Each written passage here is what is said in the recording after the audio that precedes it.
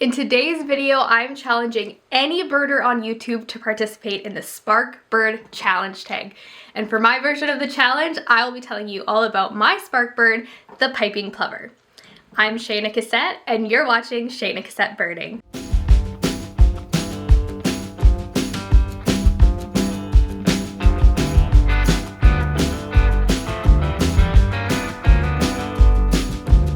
If you haven't watched my beginner birding terms video, you might be wondering what a spark bird is. A spark bird is the bird that sparks your interest in birding, and that bird for me is the piping plover. Piping plovers are an endangered species in Canada, and these small shorebirds feature a pale gray back and a white underbelly. The ID features for breeding piping plovers that we see here in Saskatchewan include a single black ringneck that is more pronounced in males, and a black headband that does not extend past the eyes. Their bills are orange with a black tip, and they have an orangey yellow eye ring. Piping plovers' legs are orange in color, and they also can be banded, so if you see any piping plovers with bands, be sure to document both the colors and which legs they are, as that is very important for conservation efforts. From the Birds of Saskatchewan book, piping plovers typically nest on alkali beaches or wide reservoir beaches with very sparse vegetation. Think the kind of beach you would want to spend a hot summer day on. They make their nest in small depressions that they line with small pieces of gravel, pebbles, and other pieces of debris they find on the beach,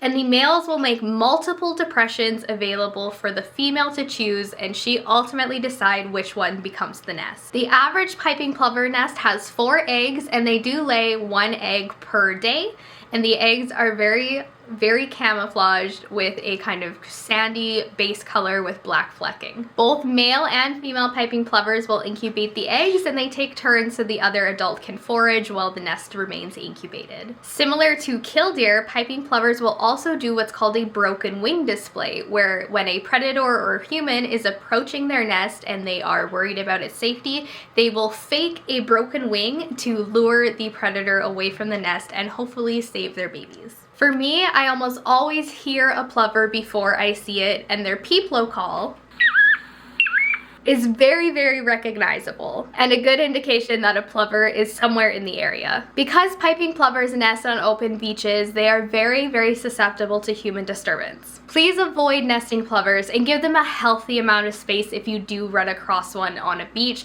in their breeding season. Plovers that are disturbed routinely, especially by humans, are at risk of abandoning their nest completely. And when you're an endangered species, every successful nest matters. So how did piping plovers get me into birding? To start this off, I have to go a little bit further back. Growing up as a child, I always loved nature, wildlife, and anything outdoors related.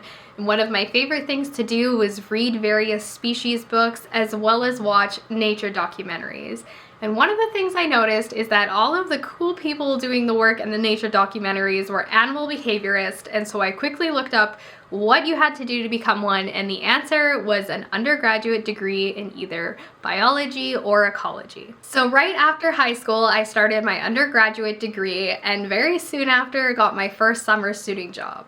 Now this job was working as a technician on a conservation program that monitored piping plovers on one of their breeding grounds in Saskatchewan. I had so much fun surveying the beaches, doing population counts, and because this work was all done permitted, I was even able to help out with a couple nest relocations to prevent the nests from flooding. It was during that job that I also learned about a bird banding station about an hour and a half north of where I went to school. So that fall, when I was back in classes, I decided to check out the Last Mountain Bird Observatory. And at this point, I was definitely becoming interested in birds as a possible career path. I began to take note of different birds I was seeing and started photographing them as well. And while I was enjoying learning about all the different birds, I quickly realized ornithology is an incredibly competitive field, and I ultimately decided to switch over to a different area in biology. And even though I didn't keep pursuing it, I was still keeping notes of different birds I was seeing and trying to improve my skills in bird identification as well as photographing. And along the way, I also gained some pretty cool birding friends. Shout out Laura and Caitlin. And that brings us to about 3 years ago today when I was in Prince Albert National Park with my birding friends. We had gone for a weekend just to photograph wildlife and look at birds, and my friend pulled out and started doing an eBird list for all the birds we were looking at. And she quickly encouraged me that I should create my own account so she could add me to the list. Not wanting to miss out on the fun we were having, I quickly created an account and I haven't looked back since.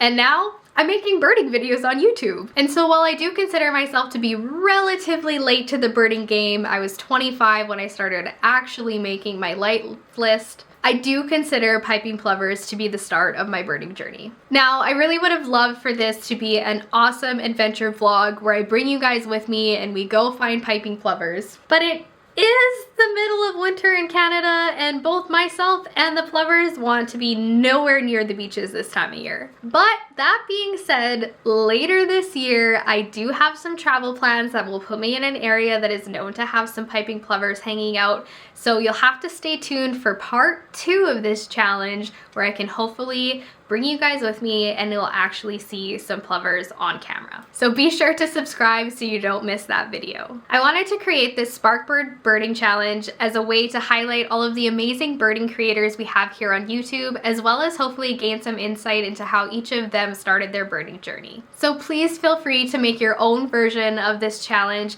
Tell us about your Sparkbird, go out and find them, or just come up with some other sort of creative idea to share your story. To further encourage this birding community to continue to grow, I've created a playlist where I will be compiling all of the videos of the people who participate in this challenge in a playlist that I have linked in the description below, as well as on my channel page. So if you do make a video, be sure to send me a DM or tag me in your description so that can get added and we can all see each other's stories. I really hope you enjoyed this first installment of the Spark Birding Challenge, and I hope you will check out the other creators as they share their videos in the weeks to come. Thank you so much for watching, and I will see you in the next one.